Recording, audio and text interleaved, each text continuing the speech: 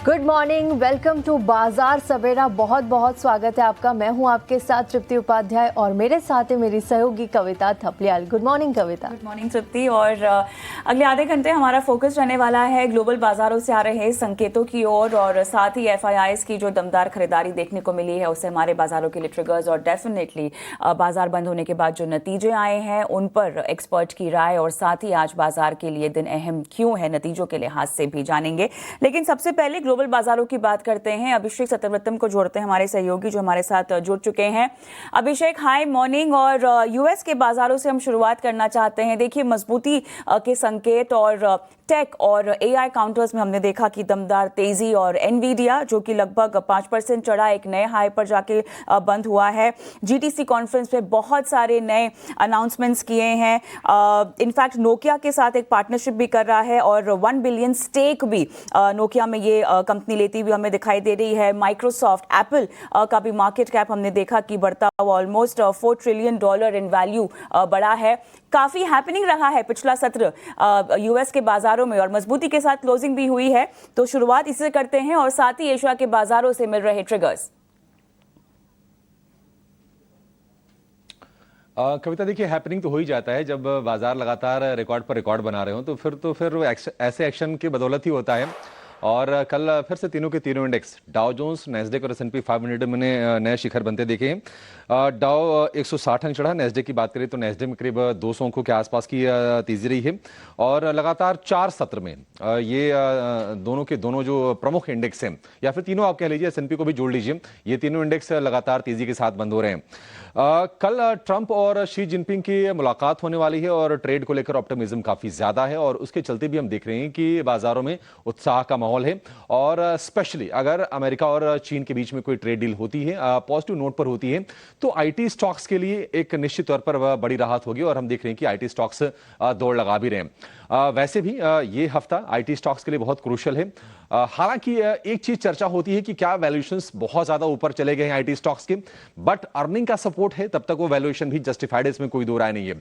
आज हम देखेंगे कि अल्फाबेट, मेटा और माइक्रोसॉफ्ट के नंबर आएंगे और कल एनवीडिया, एप्पल और टेस्ला के नतीजों पर नजर रहने वाली है। जी हां, पहली बार हम देख रहे हैं कि एप्पल का जो मार्केट कैप है वो $4 ट्रिलियन के पार निकल गया है। तो मतलब कितनी बड़ी साइज की वहां पर कंपनीज हैं, आप इसके अंदाजा लगा सकते हैं। नोकिया जो कि 5G इक्विपमेंट मैन्युफैक्चरर के तौर पर अब ये कंपनी जानी जाती है। हैंडसेट मेकर एक जमाने में थी, अब तो 5G इक्विपमेंट्स बनाती है कंपनी है। और कल हमने देखा कि नोकिया के शेयर में इंट्राडे में करीब 22% के आसपास का उछाल था, अल्टीमेटली 20% ऊपर जाके बंद हुआ और उसकी वजह यह कि एनवीडिया ने करीब $1 बिलियन का हिस्सा लिया है नोकिया में। तो ये एक डेवलपमेंट रही। एक और चीज रही कि ओपन एआई ने रिस्ट्रक्चरिंग की है कंपनी की होल्डिंग पैटर्न की और हमने देखा कि जो माइक्रोसॉफ्ट की जो हिस्सेदारी है वो होगी 27% के आसपास की। 2019 से ही चैट जीपीटी वाली इस कंपनी को यानी कि ओपन एआई को माइक्रोसॉफ्ट बैक करता रहा है और ये एक बड़ा कॉर्पोरेट डेवलपमेंट वहां से निकल के आया है। तो काफी हैपनिंग सत्र निश्चित तौर पर और कई सारी ऐसे चीजें हो रही हैं वहां पर, डील्स वगैरह हो रही हैं। आज यूएस फेड के फैसले पर नजर रहने वाली है और इस चीज की उम्मीद है, हम देख रहे हैं कि बाजार भी इस चीज को डिस्काउंट करके अब चल रहा होगा, अब्सॉर्ब कर चुका होगा कि 0.25% का रेट कट आने वाला है। और यही नहीं, अब जो दिसंबर की पॉलिसी होगी उसमें भी रेट कट को लेकर उम्मीदें हैं कि 0.25% का रेट कट वहां पर आएगा। लेकिन आज जेरोम पॉवेल की कमेंट्री काफी ज्यादा अहम हो जाएगी कि वो ग्रोथ को लेकर, इन्फ्लेशन की ट्रेजेक्टरी को लेकर, लेबर मार्केट को लेकर क्या बोलते हैं और सबसे प्रमुख चीज ये है कि पॉलिसी में उनका टोन क्या होता है, क्या डविश रहता है, ये एक बड़ा इंपॉर्टेंट फैक्टर होगा। अदरवाइज रेट कट को तो बाजार मान के चला है कि वो तो खैर आने ही वाला है, तो उस पर हम नजर निश्चित तौर पर रखेंगे। एशियाई बाजारों की बात करें तो संकेत वहां से भी ठीक ठाक है, हालांकि कोई बहुत बड़ी तेजी नहीं हो रही है, लेकिन यह है कि कोस्पी में करीब करीब 0.25% के आसपास की तेजी है। निकेई में करीब 700 अंकों के आसपास का उछाल है। कल हमने नरमी का माहौल वहां पर देखा था। अन्य संकेतों की बात करें तो बाजार के लिए देखिए दो संकेत हैं गोल्ड और क्रूड के फ्रंट पर और दोनों के दोनों पॉजिटिव हैं, क्योंकि अमेरिका और चाइना के बीच में ट्रेड जो ऑप्टिमिज्म है उसके चलते हम देख रहे हैं कि पैसा निकल रहा है गोल्ड से, और सेफ हेवन डिमांड कम हो रही है और गोल्ड 3 हफ्ते के निचले स्तर पर आ गया है। कॉमिक्स पर भाव फिलहाल जो मैं चेक कर रहा था $3,990 के आसपास के हैं, तो $4,000 के नीचे आ गया है और $4,000 के नीचे टिक भी रहा है। ये एक संकेत जरूर है। और ब्रेंट क्रूड की बात करें तो करीब 2% के आसपास की गिरावट है और भाव आ गए हैं $64.5 के आसपास, क्योंकि खबरें आ रही हैं कि ओपेक प्लस देश क्रूड का आउटपुट बढ़ाने पर फिर से विचार कर सकते हैं। लगातार हम देख रहे हैं कि ओपेक प्लस देश जो कि क्रूड एक्सपोर्टिंग नेशंस हैं वो आउटपुट में हाइक कर रहे हैं। तो ये एक निश्चित तौर पर अच्छा संकेत भारतीय बाजारों के लिए। गोल्ड और क्रूड दोनों का नीचे आना ठीक ठाक है। हमारे भारतीय बाजारों में अगर हम देखेंगे तो हाई से करीब 13,000 रुपए के आसपास की गिरावट सोने के भाव में आ चुकी है। तो निश्चित तौर पर इस चीज पर नजर रखनी होगी आगे भी। इसके अलावा अगर हम 10 ईयर की बॉन्ड यील्ड की बात करें, उसमें ज्यादा चेंजेस है नहीं। अमेरिका में 3.98% पर है, कल हम बता रहे थे आपको कि 3.97% है। और अगर हम डॉलर इंडेक्स की बात करें तो 99 के नीचे ही है, 98.67 टू बी प्रिसाइज है, ये है डॉलर इंडेक्स के लेवल। गिफ्ट निफ्टी हमारा अपना डोमेस्टिक संकेतक करीब करीब 48 अंक ऊपर फिलहाल आपको दिखाई देगा। कल थोड़ी सी प्रॉफिट टेकिंग आई थी एक्सपायरी के दिन, लेकिन आज के लिए कविता बहुत ही एक जो जबरदस्त संकेत है वो है एफआईज के फ्रंट पर, क्योंकि कल एफआईज ने कैश में 10,000 करोड़ रुपए से ज्यादा की बाइंग की है। और 26 जून के बाद हम पहली बार देख रहे हैं कि इतनी बड़ी क्वांटिटी में एफआईज ने बाइंग की। अभी तक छोटी छोटी बाइंग के फिगर आ रहे थे, हम चर्चा कर भी रहे थे कि ये बड़े आंकड़ों में कब तब्दील होगा। तो ये बड़ा आंकड़ा हमारे सामने है, इसका भी आगे हम विश्लेषण करेंगे। तो कुल मिला जुला के आज बाजार के लिए जो संकेत हैं वो अच्छे हैं। बुध जो है शुद्ध होने वाला है, ये आप उम्मीद करके चल सकती हैं। बिल्कुल। तो आज यूएस मार्केट से और एशिया मार्केट से अच्छे संकेत मिल रहे हैं। धन्यवाद अभिषेक, आपने पूरा ग्लोबल अपडेट हमें दिया। चलिए बढ़ते हैं आगे और एक बार एफआईज जीआईएस के आंकड़ों पर भी नजर डाल लेते हैं। हमने देखा कि एक बड़ी बाइंग एफआईज की ओर से आती हुई नजर आई, 10,340 की बाइंग, जिसका हम काफी समय से वेट कर रहे थे, वो कल आती हुई नजर आई। डीआईएस ने लगातार चौथे दिन कल खरीदारी की है 1,081 करोड़ की। वहीं एफआईज इंडेक्स फ्यूचर्स में 3,367 करोड़ की पर बिकवाली नजर आ रही है। वहीं इंडेक्स ऑप्शन में देखें तो 32,590 करोड़ की खरीदारी भी नजर आई है। स्टॉक फ्यूचर्स की बात करें तो 1,251 करोड़ की यहां पर खरीदारी रही। वहीं स्टॉक ऑप्शंस में 1,409 करोड़ की यहां पर बिकवाली नजर आई है। चलिए अब हमारे साथ आदित्य अग्रवाल जुड़ गए हैं investforeducation.com से। आदित्य, गुड मॉर्निंग, बहुत बहुत स्वागत है आपका बाजार सवेरे में।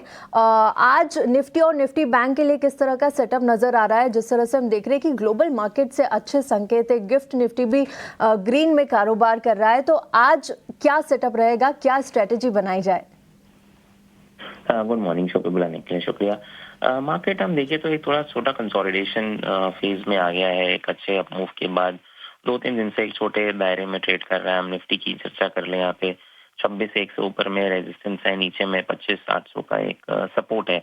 तो मेरा मानना है कहीं ना कहीं मार्केट इस रेंज के अंदर ही ट्रेड करना चाहिए। 26,100 का एक थोड़ा सा रेजिस्टेंस रहेगा, अगर उसको निकाल के उसके ऊपर सस्टेन करता है मार्केट तो फिर हम मार्केट में एक अच्छा खासा मूव और मे बी प्रीवियस हाइज जो थे उसको क्रॉस करते हुए हम देख सकते हैं, जो कि 26,280 के आसपास था।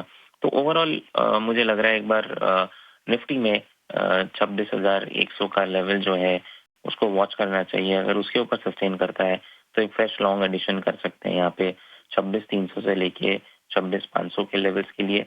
और नीचे में सपोर्ट अच्छा खासा 25,800 का है, उसको स्टॉप लॉस बनाए। और अगर 26,100 निकालता है तो फिर नीचे की तरफ स्टॉप लॉस 25,900 भी लगा सकते हैं। अगर हम यहाँ पे बैंक निफ्टी की चर्चा कर ले तो यहाँ पे हम देख रहे हैं लगातार आउट परफॉर्मेंस देखने मिल रहा है। और मेरा मानना है यहाँ पे एक बार 59,000 हमें बैंक निफ्टी में देखने मिल सकता है। इमीडिएट रेजिस्टेंस ऊपर में हमें 58,500 पे दिखता है, वो अगर क्रॉस करता है तो 59,000 के लेवल्स बैंक निफ्टी में देखने मिल सकते हैं। और यहाँ पे कहीं ना कहीं मुझे लग रहा है प्राइवेट सेक्टर बैंक जो थोड़ा बहुत अंडर परफॉर्म कर रहे थे वो अब परफॉर्मेंस के लिए पार्टिसिपेशन करेंगे, large cap private sector bank specially. Aditya hi, good morning. चलिए निफ्टी और बैंक निफ्टी पर आपने अपना टेक दे दिया और प्राइवेट बैंकिंग बेहतर करते हुए आपको दिखाई भी दे रहे हैं, लेकिन आज के ट्रेड के लिए कोई खास स्पेसिफिक कॉल्स जो कि आप रेकमेंड करना चाहेंगे ट्रेडिंग कॉल्स के तहत? बिल्कुल, गुड मॉर्निंग कविता। पहला रहेगा आईसीआईसीआई लोम्बार्ड आईसीआईसीआई जीआई का शेयर। हमने देखा है कि एक अच्छा खासा कंसोलिडेशन हुआ था स्टॉक में और वहां से अब ब्रेकआउट देखने मिल रहा है। तो करंट लेवल्स पे खरीदारी की सलाह रहेगी। आईसीआईसीआई जीआई में वॉल्यूम्स अच्छे थे कल के ट्रेडिंग सेशंस पे। 2100 का लक्ष्य, यहाँ पे 1975 का स्टॉप लॉस। और दूसरा स्टॉक रहेगा एस्ट्रल का। यहाँ पे भी हमने देखा है कविता की एक बहुत कंसोलिडेशन देखने मिल रहा था स्टॉक में, बहुत लंबा, और कल के ट्रेडिंग सेशंस पे एक अच्छा खासा मूव देखने मिला। तो मेरा मानना है यहाँ पे एक अच्छा मूव हमें देखने मिल सकता है आने वाले दिनों में, कंटिन्यूएशन होगा कल के मूव के बाद। तो 1540 का टारगेट एस्ट्रल में, और स्टॉप लॉस हमको लगाना है 1400 का।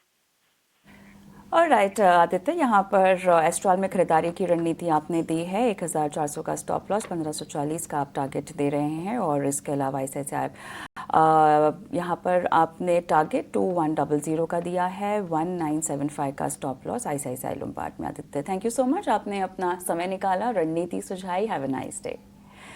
चलिए इसी के साथ बाजार सवेरे में एक छोटा सा ब्रेक लेते हैं। ब्रेक के उस पार कल बाजार बंद होने के बाद क्या नतीजे आए हैं, आज भी किस तरह के नतीजे, कौन कौन से नतीजे आने वाले हैं, और स्टॉक्स इन न्यूज़ क्या क्या है, जानेंगे हमारी सहयोगी मानसी दवे से ब्रेक के बाद।